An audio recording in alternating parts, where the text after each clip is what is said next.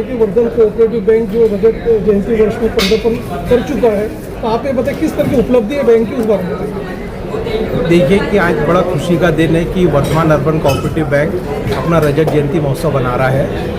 11 अक्टूबर 1999 इस बैंक की स्थापना हुई थी, जब हमारी शेयर कैपिटल 40 लाख रुपए थी। आज 25 साल के सफ़र में ये शेयर कैपिटल हमारी 7 करोड़ 40 लाख है।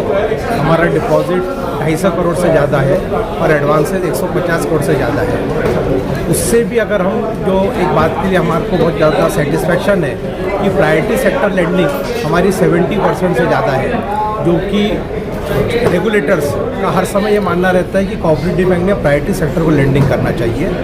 उसके साथ साथ ही बैंक का नेट एनपीए 0% है, बैंक का ग्रॉस एनपीए 1% से अंदर है और बैंक सतत सहकार क्षेत्र में डीडीआर केस में हमको हमारे ऑडिट में एक क्लास मिलते आया है शुरू से लेकर आज तक। एक और उल्लेखनीय वर्धमान बैंक की जो उल्लेखनीय बात है वो ये है कि बैंक ने कोरोना काल के 2 साल अगर छोड़ दें, जिसमें कि रेस्ट्रिक्शन था डिविडेंड देने पे, तो हमने 15% डिविडेंड 10 साल से ज़्यादा दिया है।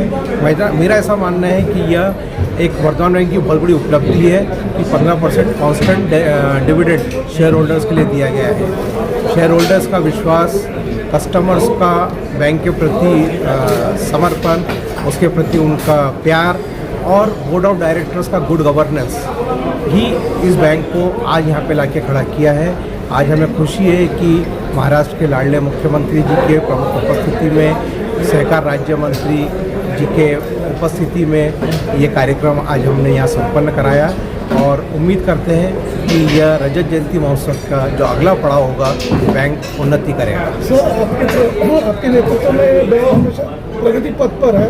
आप ये बताइए कि वीकर सेक्शंस को भी आपने लोन दिया, प्रायोरिटी सेक्टर्स को भी प्रायोरिटी दिया, उस बारे में बताइए। हमने प्रायोरिटी सेक्टर को, जैसा मैंने बताया कि 70% से ज़्यादा हमारी लैंडिंग है, वीकर सेक्शन को 20% से ज़्यादा की हमारी लैंडिंग है और आने वाले समय में भी हम ये कोशिश करेंगे, क्योंकि कोऑपरेटिव बैंक में जो मध्यम लोग रहते हैं, जो गरीब लोग रहते हैं, जो नेशनलाइज बैंक में या दूसरी सुविधा के लिए आगे बढ़ जा नहीं सकते, कई तरह की अड़चन होती है, तो हमारा कर्तव्य है कि हम उन लोगों को सहायता करें, उनकी मदद करें और प्रॉपर नियम के अनुसार मदद करें।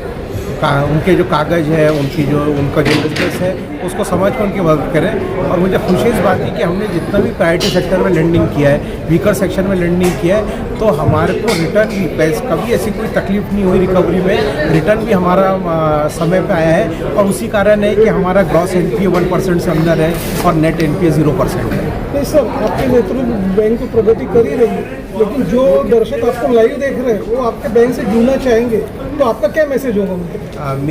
मेरा सभी दर्शकों से जो इस कार्यक्रम के माध्यम से सुन रहे हैं, मैं उनसे विनती करता हूं, उनसे आग्रह करता हूं कि वो वर्धमान बैंक से जुड़ें, वर्धमान बैंक में अपना खाता खोलें, अपने अगर व्यवसाय है तो वर्धमान, अगर उनकी कोई ज़रूरत है तो वर्धमान बैंक में आए। हमारे जो कर्मचारीगण हैं वो सर्विस के मामले में जाने जाते हैं। कोऑपरेटिव सेक्टर में वर्धमान बैंक की सर्विस, ये कोऑपरेटिव सेक्टर में अगर आप कहीं पता करेंगे तो बहुत उत्कृष्ट है। तो मेरा निवेदन रहेगा कि वर्धमान बैंक से जुड़े, तो हमें आपको सेवा देने में खुशी होगी। Thank you. Thank you.